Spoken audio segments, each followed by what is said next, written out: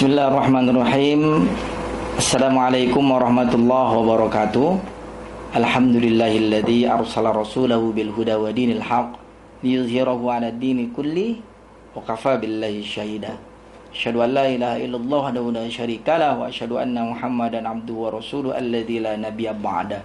Allahumma shalli 'ala sayyidina Muhammad wa 'ala ali sayyidina Muhammad. Pemirsa dimanapun berada, pada kesempatan kali ini kita akan melanjutkan yaitu pembahasan kitab At-Tibyan fi Adabi Hamalatil Quran karangan Imam Abu Zakaria Yahya bin Syaraf An-Nawawi. Ya, pada kesempatan kali ini kita lanjut di bab ketiga, yaitu keharusan memuliakan ahlul Quran dan larangan menyakiti mereka. Pemirsa dimanapun berada, diriwayatkan dari Abu Musa al-Asy'ari yang berkata Rasulullah sallallahu alaihi wasallam bersabda, "Inna min ijlalillahi ta'ala ikramu bisyaibatil muslim wa hamilil Qur'an wa yurul ghali fihi wal jafi'an wa ikramu dis-sultan al-muqsit." Jadi termasuk pengagungan kepada Allah Ta'ala itu adalah menghormati seorang muslim yang telah tua, memuliakan penghafal Quran dengan sepantasnya, tidak terlalu berlebihan dan tidak pula mengabaikannya, dan memuliakan pemimpin yang adil. Hadis ini hasan dan diriwayatkan oleh Imam Abu Daud. Pemirsa dimanapun berada, hadis ini menjelaskan bahwasannya termasuk pengagungan kepada Allah Ta'ala, ya, termasuk pengagungan kepada Allah Ta'ala, yaitu ketika seorang muslim kita menghormati orang yang lebih tua daripada kita, ya. Nah, itu termasuk pengagungan kepada Allah Ta'ala ketika kita menghormati orang yang lebih tua. Dan selanjutnya, pengagungan kepada Allah Ta'ala adalah ketika kita memuliakan penghafal Al-Quran. Nah, jadi penghafal Quran ini harus dimuliakan. Tapi ingat, dengan sepantasnya, tidak berlebihan, dan tidak pula mengabaikannya. Jadi kita tidak boleh berlebihan memuliakan penghafal Al-Quran, tapi kita juga tidak boleh mengabaikan mereka, seorang penghafal Quran. Jadi ya dibilang biasa-biasa saja, ya tidak juga, artinya sepantasnya kita memuliakan para penghafal Al-Quran. Karena termasuk pengagungan kepada Allah Ta'ala ketika kita memuliakan penghafal Al-Quran. Tapi kita tidak boleh mengabaikan mereka. Nah, itu yang kedua. Dan yang ketiga adalah memuliakan pemimpin yang adil. Ketika kita bertemu dengan pemimpin yang adil, kita harus memuliakan mereka.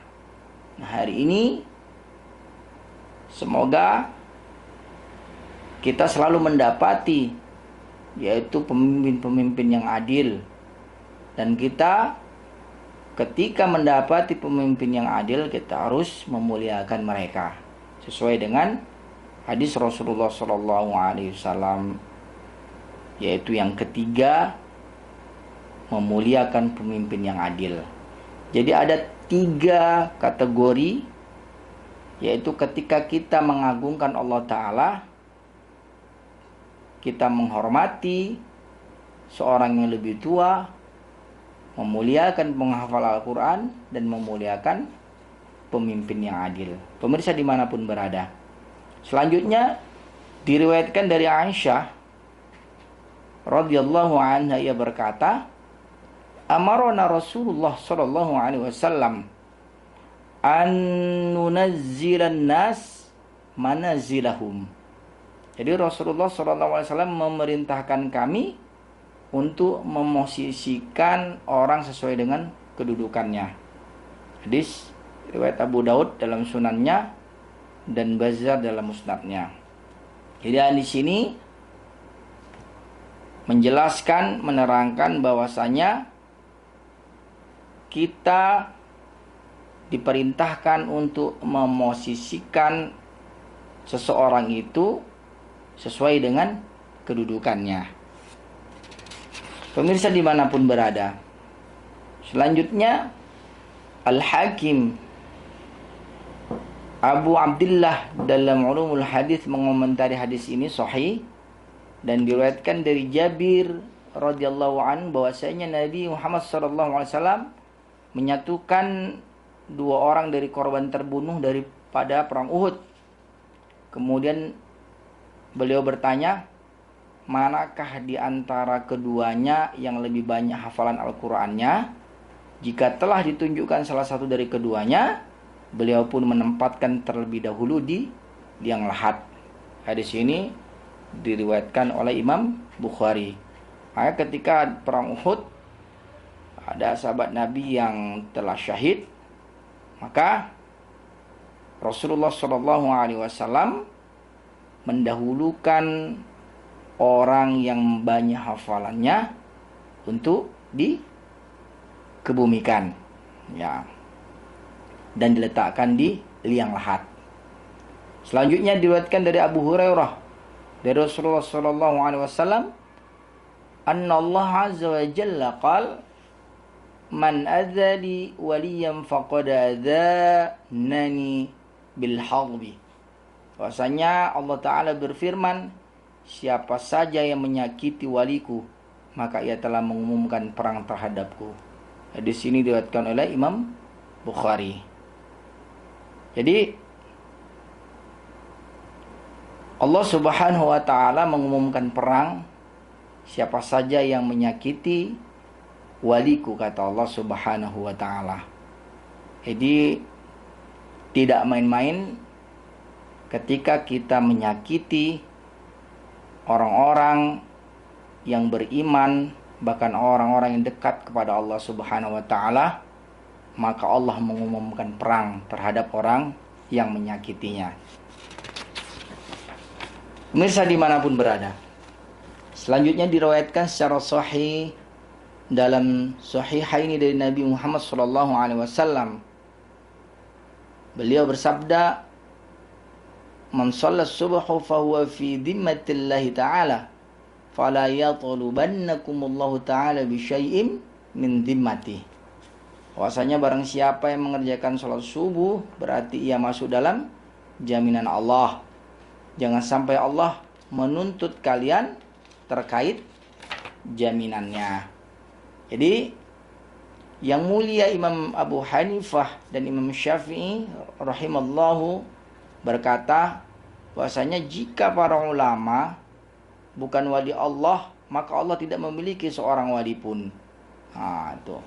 Jadi Imam Al-Hafiz Abu Qasim bin As-Sakir rahimallahu berkata, ketahuilah wahai saudaraku, semoga Allah memberi kami dan juga anda taufik pada diri ridhoinya, dan juga menjadikan kita termasuk orang-orang yang takut dan bertakwa kepada Allah dengan sebenar-benar takwa. Jadi beliau mengatakan bahwa daging para ulama itu beracun. Maksudnya adalah kebiasaan Allah membeberkan aib orang yang mencela ulama juga telah mafhum. Dan ketahuilah bahwa barang siapa saja melontarkan fitnah terhadap ulama, menyakiti ulama,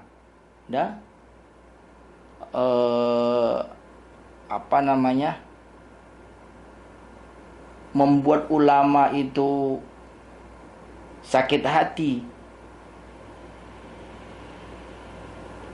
sebelum kematiannya akan mendapat bala berupa matinya hati. Itu balasan bagi orang-orang yang selalu mencelakai ulama, memfitnah ulama, bahkan menyakiti para ulama. Maka hendaknya orang-orang yang menyalahi perintah Rasulullah takut akan mendapat cobaan atau ditimpa azab yang pedih. Ini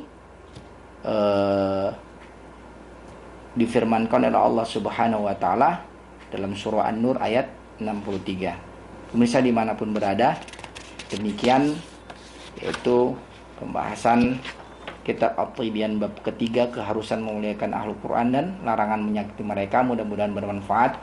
Kita akan lanjut di episode berikutnya, yaitu bab yang keempat, yaitu tentang adab pengajar dan pelajar Al-Quran. Demikian, semoga bermanfaat. Kita tutup dengan doa kafaratul majlis.